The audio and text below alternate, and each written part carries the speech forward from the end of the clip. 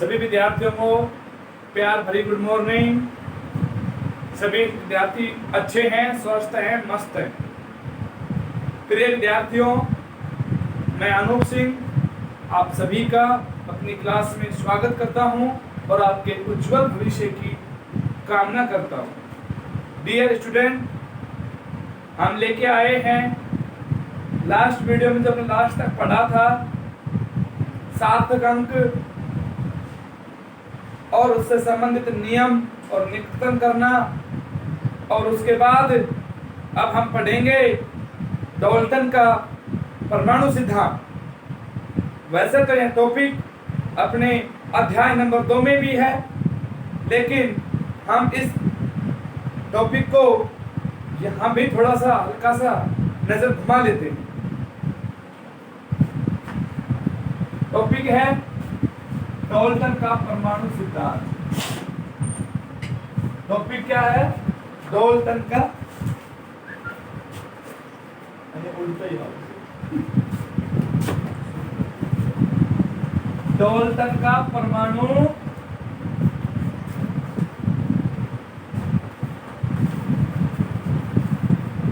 सिद्धांत। देखिए बेटा, परमाणु के बारे में हम डीपली या गहराई से अध्ययन नेक्स्ट चैप्टर में करेंगे, परमाणु संरचना में। लेकिन अभी हम यहाँ पर इसका थोड़ा सा जिक्र कर रहे हैं डाल्टन का, और डाल्टन ने क्या बताया था उसका जिक्र कर रहे हैं। तो अगर हम बात करें परमाणु शब्द की, एटम की, तो ग्रीक दार्शनिक थे। जैसे अपने भारत में हम ऋषि मुनि बोल देते हैं। क्या बोल देते हैं? ऋषि मुनि। हम अपने इंडिया में उन्हें हम क्या कहते हैं? ऋषि मुनि। लेकिन विदेश में दार्शनिक कहते हैं। तो जो दार्शनिक थे डेमोक्रेटिस, दार्शनिक का नाम क्या है? डेमोक्रेटिस। तो उस डेमोक्रेटिस दार्शनिक ने परमाणु को एटॉम्स का क्या कहा? एटॉम्स। और एक भारत के दार्शनिक थे कणाद, भारत के ऋषि महर्षि कणाद थे, अब नहीं है। कणाद ने कण शब्द का प्रतिपादन किया, एटम का डेमोक्रेटिस। तो जो ये पढ़ रहे हैं ये ऋषियों की गाथाएं पढ़ रहे हैं। फिर उसके बाद डाल्टन आए। डाल्टन ने परमाणु सिद्धांत दिया। डाल्टन ने परमाणु सिद्धांत कब दिया? 1808 में। डाल्टन ने परमाणु सिद्धांत कब दिया? 1808 में। और उसने बताया कि परमाणु पदार्थ की सबसे छोटी इकाई है जो अविभाज्य है। परमाणु पदार्थ की सबसे छोटी इकाई है और जो कैसी है? अविभाज्य है। इन सब के बारे में हम डिस्कस करेंगे आज। फिर इसके बाद हम लेके चलेंगे परमाणु द्रव्यमान और आणविक द्रव्यमान। ठीक है, तो बने रहिएगा हमारे साथ।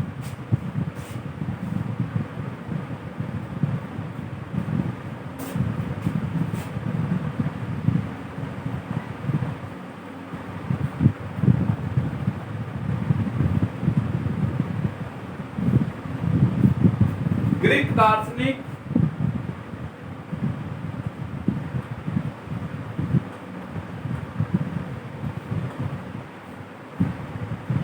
डेमोक्रेटिस, ग्रीक दार्शनिक का नाम क्या है? डेमोक्रेटिस।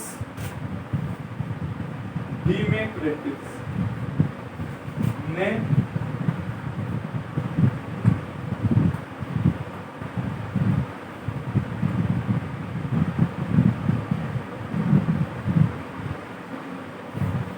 एटॉम्स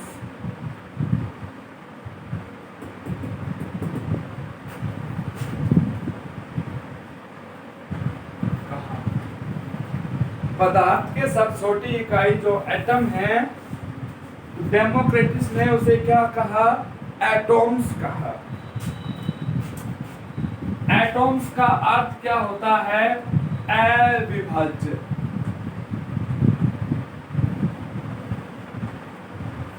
एटॉम्स का अर्थ क्या है? अविभाज्य।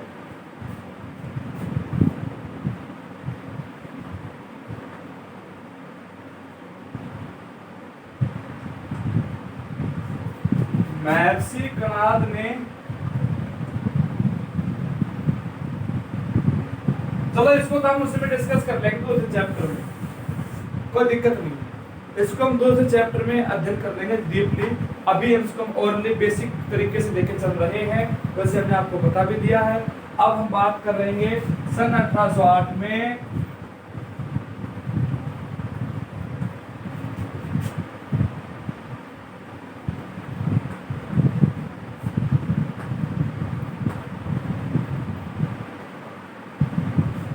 डाल्टन ने परमाणु सिद्धांत दिया।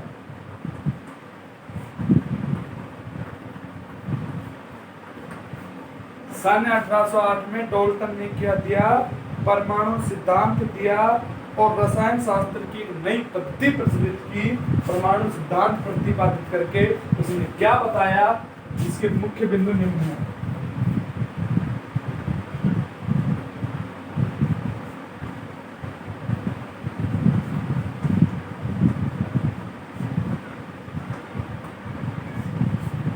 नंबर 1 क्या बताया?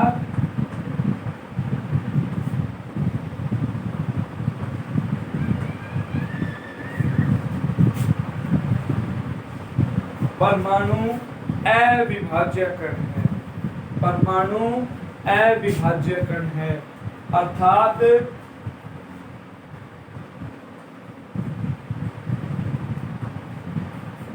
पदार्थ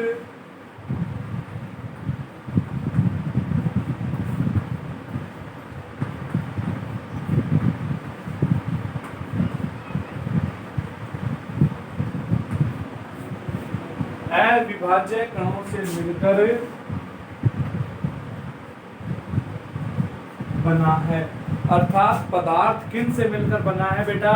अविभाज्य कणों से मिलकर बना है। तो क्या बताया कि परमाणु कैसा है?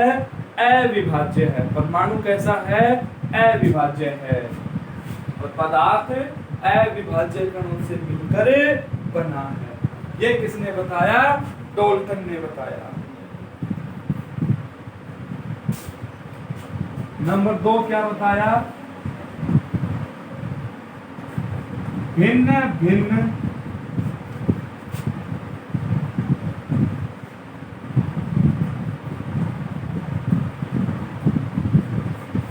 तत्वों के परमाणु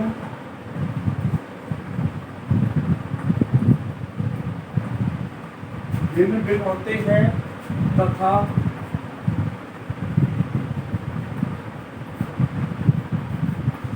द्रव्यमान भी भिन्न भिन्न होता है। भिन्न भिन्न तत्वों के परमाणु भिन्न भिन्न होते हैं और भिन्न भिन्न तत्वों का जो परमाणु है उनका द्रव्यमान भी क्या होता है? अलग अलग होता है, एक समान नहीं होता है। इसके बाद क्या बताया कि जब एक से अधिक तत्व संयोजित होंगे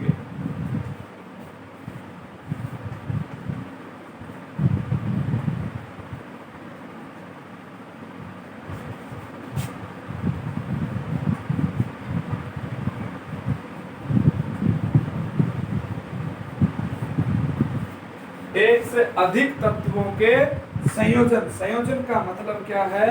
जुड़ना। एक से अधिक तत्वों के संयोजन में परमाणु निश्चित अनुपात में होते हैं।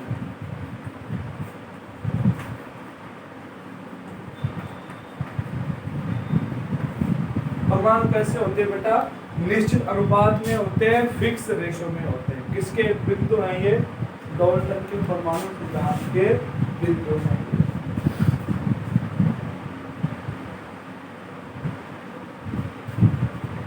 और सबसे ज्यादा बहुत सबसे मेन बात है जो अब है क्या कि रासायनिक अभिक्रियाओं में परमाणु पुनर्व्यवस्थित होते हैं। अरेंजमेंट होता है उनका, क्या होता है उनका? अरेंजमेंट होता है, वो व्यवस्थित होते हैं। अर्थात परमाणु को अभिक्रिया में ना तो नष्ट किया जा सकता ना ही उत्पन्न किया जा सकता। यह भी ध्यान रखना है आप लोगों को, क्या कि परमाणु रासायनिक अभिक्रियाओं में पुनर्व्यवस्थित होते हैं।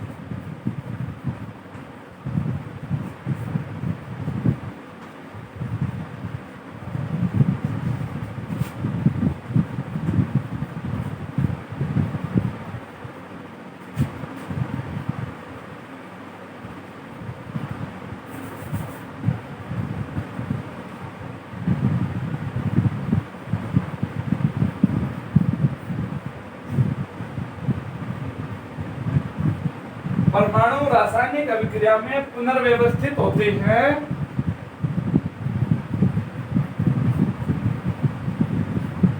अर्थात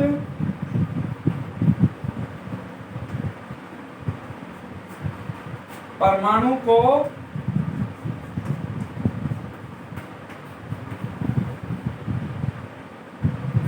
ना तो नष्ट कर सकते हैं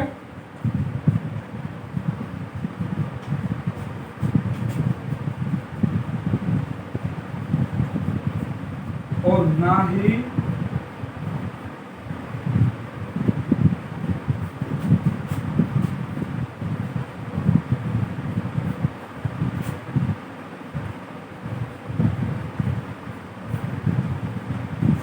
उत्पन्न किया जाता है। किसी भी अभिक्रिया में परमाणु ना तो नष्ट होते हैं ना उत्पन्न होते हैं।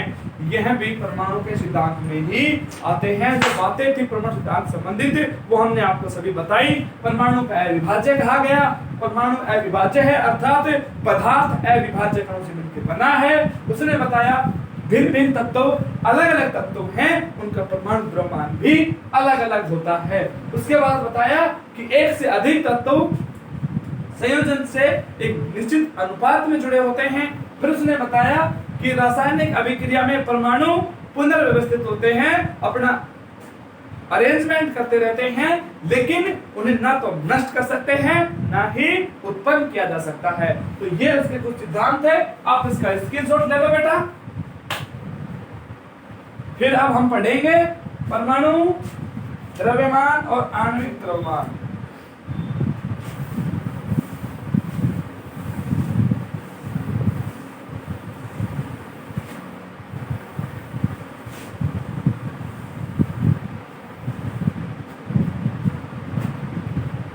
क्या पढ़ेंगे? परमाणु द्रव्यमान और आणविक द्रव्यमान।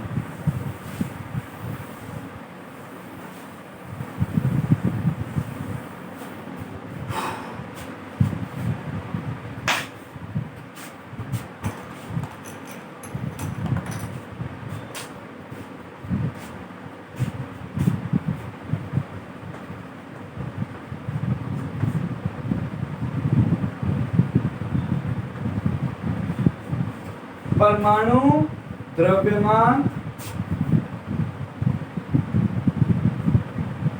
और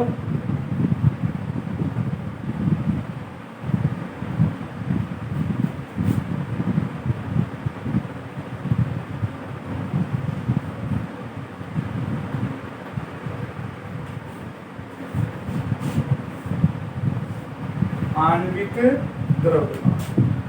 देखो बेटा, इसमें बहुत बड़ी रहस्य की बात है। रहस्य की बात क्या है वो हम आपको बताएंगे कि परमाणु द्रव्यमान क्या होता है। आप सीधी सीधी भाषा में एक बात रखोगे कि जो किसी परमाणु का जो द्रव्यमान होगा वो परमाणु द्रव्यमान होगा, राइट। देखिए बेटा, यह बात गलत है। परमाणु का द्रव्यमान है वो कार्बन 12 के समस्थानिक पर निर्भर करता है। किस पर निर्भर करता है? कार्बन 12 के समस्थानिक पर निर्भर करता है। समस्थानिक क्या होते हैं वो हम आपको अभी बताएंगे। तो जो परमाणु द्रव्यमान होता है, सबसे पहले परमाणु द्रव्यमान किसके आधार पर निकाला जाता था कि सबसे हल्का तत्व क्या माना भाई? सबसे हल्का तत्व हाइड्रोजन माना गया है। तो हाइड्रोजन का परमाणु द्रव्यमान 1 निर्धारित किया गया था। कितना निर्धारित किया गया था? 1। और परमाणु द्रव्यमान की जो इकाई मानी गई थी AMU, एटॉमिक मास यूनिट, जिसके स्थान पर आजकल हम U भी यूज करते हैं। U का मतलब है यूनिफाइड मास, यानी कि एकीकृत द्रव्यमान। यूनिफाइड मास का मतलब क्या होता है? एकीकृत द्रव्यमान। सबसे पहले बेटा अब हम आपसे बात करें कि समस्थानिक किसकी बात करें। देखो, 2 शब्द हैं,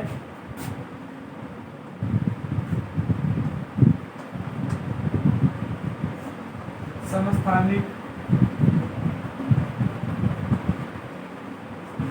और समभारिक। 2 शब्द हैं। सॉरी बेटा, देखो 2 शब्द, सम और स्थान। समान स्थान, सम समान, भारी किसी के भार, समान भार। ध्यान दो, समझो इस चीज को। समस्थानिक समान स्थान, समभारिक समान भार।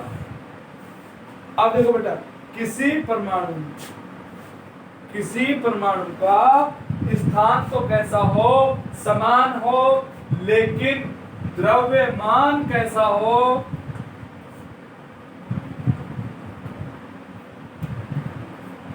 अलग अलग। समस्थानिक की बात करें तो किसी परमाणु का स्थान तो कैसा हो, समान हो, लेकिन द्रव्यमान क्या हो, अलग अलग हो, वो क्या होगा, समस्थानिक। समभारिक, जिसमें किन्हीं भी परमाणुओं का द्रव्यमान तो समान हो, लेकिन स्थान अलग अलग हो।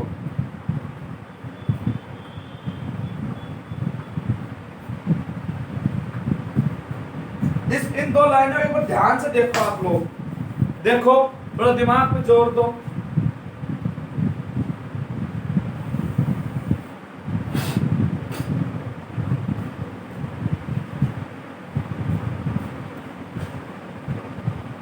इन दोनों पे आप दोनों लाइनों को पढ़ो कि कोई भी परमाणु है जिसका स्थान तो समान है, लेकिन उसमें द्रव्यमान संख्या सॉरी बेटा अलग अलग है, तो वो तो क्या होंगे, समस्थानिक। और जिनमें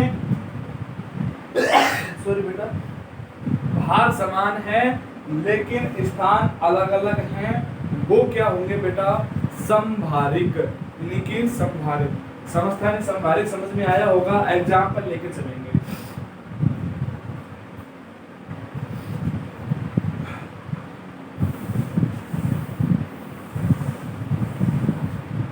देखो बेटा, अब हम बात करें पहले की बात की,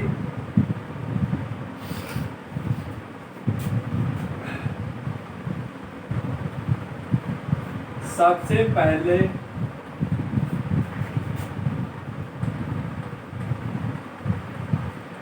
हाइड्रोजन परमाणु का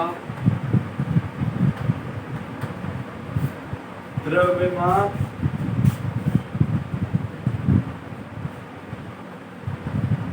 एक माना गया, वो भी कैसे, स्वेच्छा से, अपनी खुद की इच्छा से। और कैसा था यह, मात्रकहीन। कैसा था बेटा, मात्रकहीन। सबसे पहले हाइड्रोजन, और कारण क्या है, इसका कारण क्या है कि भाई इसे क्यों माना गया, कारण है हल्का तत्व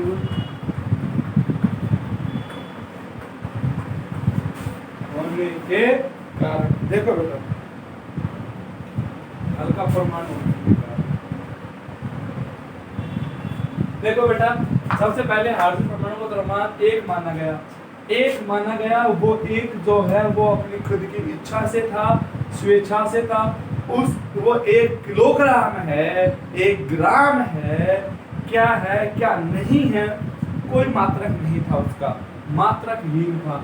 हल्का परमाणु होने के कारण बोलो भाई इसका परमाणु द्रव्यमान कितना हो गया, बोला 1 है।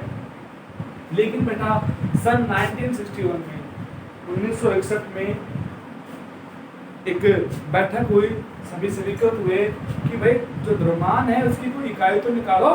तो उस बैठक में कार्बन 12 के समस्थानिक को स्वीकृत किया गया और यह कहा गया कि कोई परमाणु का द्रव्यमान है वो कार्बन के 1/12 भाग के समस्थानिक के बराबर होगा। देखो परमाणु का द्रव्यमान 1/12 भाग के रूप में प्रदर्शित किया, जिसमें क्या क्या बातें बताई वो हम सब चीजों को पढ़ेंगे।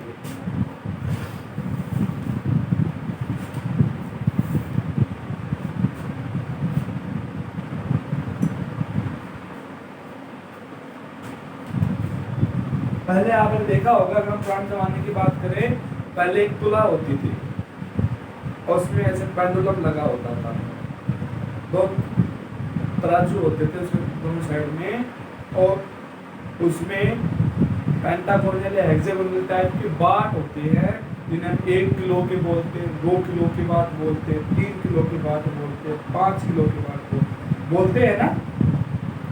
और आजकल इलेक्ट्रॉनिक तुला आ गई जिसपे आप 0.10 ग्राम भी लेना चाहो तो आप ले सकते हो। लेकिन पहले अगर ये कहा कि मुझे 100 ग्राम दे दो तो भाटा के वो वजन करके रखते थे, अर्थात कि 5 पत्थरों को रख लेते थे इक्वल करके, और एक साइड में आधे किलो को, भाई ये 5 पत्थर 100 ग्राम के हो गए हैं, तो इस टाइप से वो कर लेते थे। लेकिन आजकल जो मॉडर्न आया है जमाना, उसमें इलेक्ट्रिकल तुला आई है, इलेक्ट्रिकल मशीनें आई हैं जिसपे आप कितना भी क्विंटल वजन मेजर कर सकते हैं। देखे होंगे आप धर्म का तक इसको बोलते हैं। देखो बेटा, परंतु वर्तमान में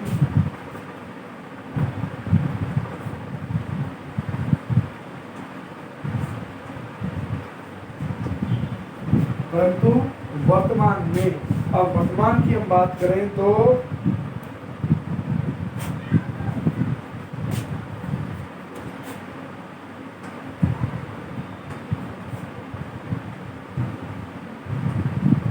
परमाणु द्रव्यमान पद्धति C12, परमाणु द्रव्यमान पद्धति C12 मानक पर आधारित है।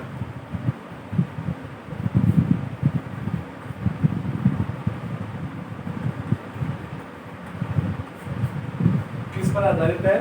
कार्बन 12 मानक पर आधारित है, और इसे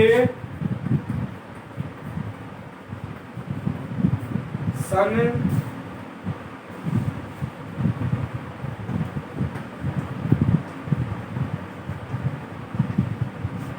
1961 में स्वीकृत किया गया। C12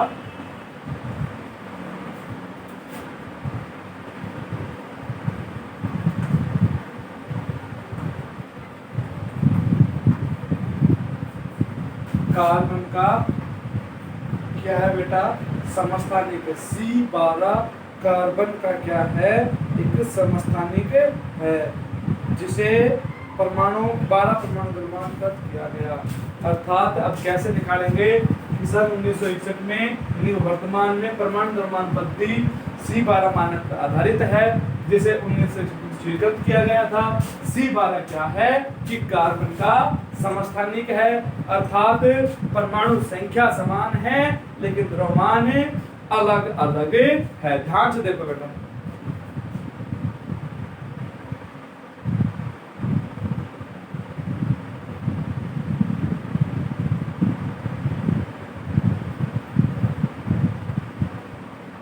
ठीक है बेटा।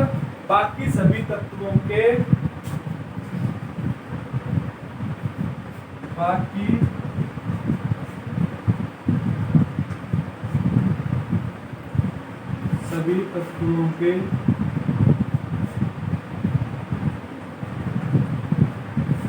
परमाणु द्रव्यमान, और तत्व बच गए हैं बाकी के, उन सभी तत्वों के परमाणु द्रव्यमान इसके मानक मानकर ज्ञात किए जाते हैं। बाकी सभी तत्वों के परमाणु द्रव्यमान इसे मानक मानकर, इसे किसे? कार्बन 12 की बात कर रहे हैं, इसे मानक मानकर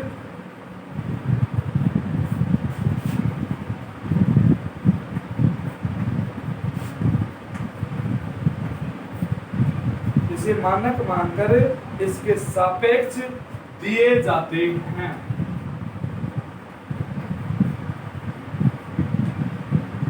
इसके सापेक्ष दिए जाते हैं।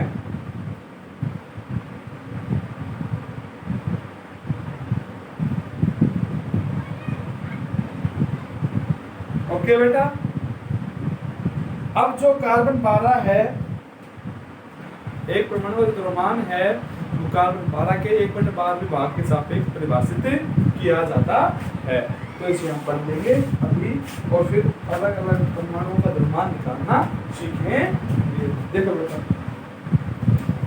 एक परमाणु द्रव्यमान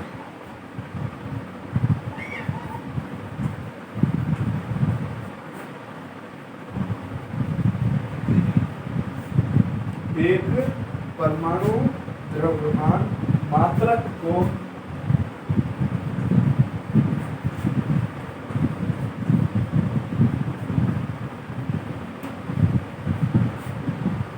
एक परमाणु द्रव्यमान मात्रक को एक कार्बन 12 परमाणु द्रव्यमान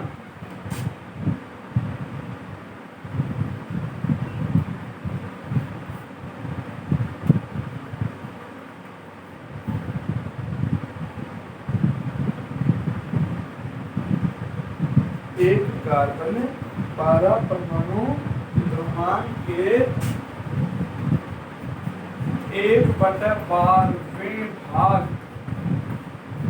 कौन से भाग बेटा? 1/12वें भाग के रूप में परिभाषित किया जाता है।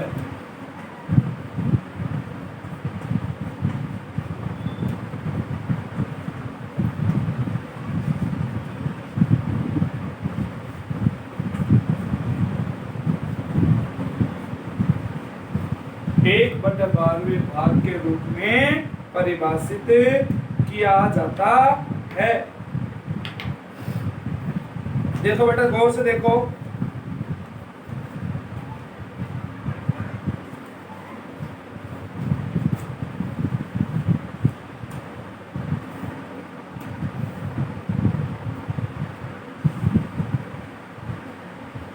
देखा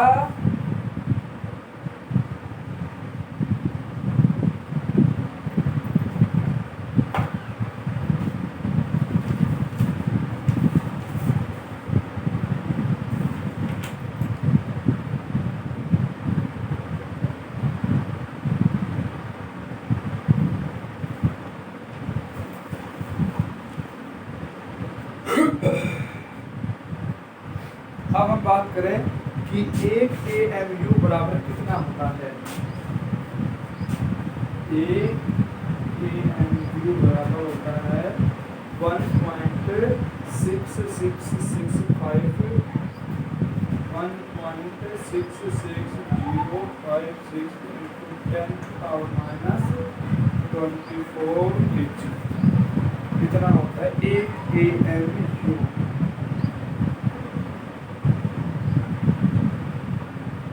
AMU की फुल फॉर्म A से एटॉमिक, M से मास, U से यूनिट, एटॉमिक मास यूनिट बोला जाता है। लेकिन बेटा जो अब हम बात करें हाइड्रोजन के एक परमाणु का द्रव्यमान, तो हाइड्रोजन के एक परमाणु का द्रव्यमान कैसे निकालेंगे? देखो बेटा, AMU में हाइड्रोजन के एक परमाणु का द्रव्यमान कितना होता है?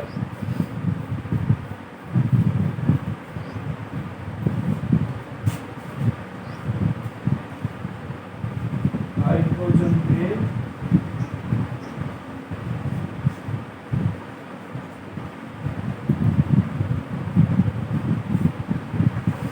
एक परमाणु का द्रव्यमान, हाइड्रोजन के एक परमाणु द्रव्यमान कितना होता है?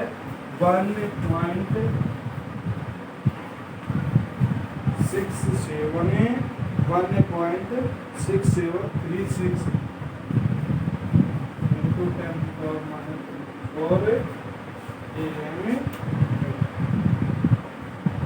ग्राम, ग्राम 24 ग्राम। अगर यदि हम इसको AMU में निकालें तो उसमें डिवाइडेशन कर देंगे, इसमें इसका डिवाइडेशन कर देंगे। कैसे नहीं ग्राम? ये भी ग्राम, ये भी ग्राम है, ये भी ग्राम है। अब ऑक्सीजन परमाणु का द्रव्यमान कितना होता है? देखिए बेटा, ऑक्सीजन परमाणु का द्रव्यमान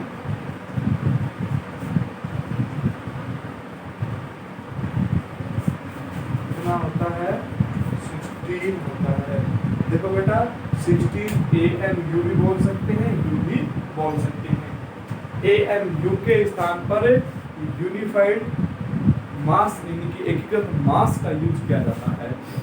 और यदि आपको देसी तरीके से मैं बताऊं, देसी तरीके से यदि मैं आपको बताऊं कि 1 से लेकर 20 तक परमाणु के द्रव्यमान याद करने का तरीका, कि जो परमाणु है जिनका परमाणु क्रमांक सम में आता है, सम यानी कि जो 2 से डिवाइड हो जाते हैं, अर्थात 2, 4, 6, 8, 10, 12, 14, 16, 18, 20, इन सब में इनका जो क्रमांक है उसका डबल कर दो।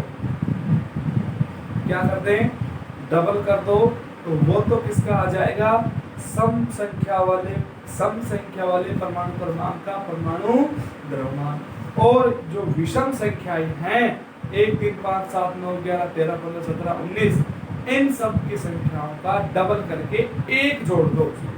इन सब की संख्याओं का डबल करके उसमें 1 जोड़ दो, तो ये 1 से लेकर 20 तक ही लागू होता है ये नियम है, आगे लागू नहीं होता है। क्यों? क्योंकि आगे डी एलिमेंट शुरू हो जाते हैं। ठीक है बेटा, डी ब्लॉक के एलिमेंट शुरू हो जाते हैं, अवस्था में पढ़ेंगे। तो ये 1 से 20 तक का जो आपको परमाणु द्रव्यमान याद रखने का तरीका मैंने बता दिया है। ठीक है, और आज हमने पढ़ा है परमाणु द्रव्यमान, और हमने डाल्टन की थ्योरी पढ़ी है। और हम आणविक द्रव्यमान क्या होता है कि किसी भी अणु में निहित परमाणुओं का कुल द्रव्यमान, किसी भी अणु में निहित परमाणुओं का कुल द्रव्यमान उसका क्या हो जाएगा? आणविक द्रव्यमान हो जाएगा। परमाणुओं में निहित अणुओं में निहित परमाणुओं का कुल द्रव्यमान उसका आणविक द्रव्यमान हो जाएगा, जिसे हम नेक्स्ट वीडियो में डिस्कस करेंगे। आज ज़्यादा कुछ टाइम हो गया है, यानी कि 33-35 मिनट समथिंग होने वाले हैं, तो इसलिए बेटा आप इसका स्क्रीनशॉट ले लें और लाइक शेयर सब्सक्राइब जरूर करें। Thank you.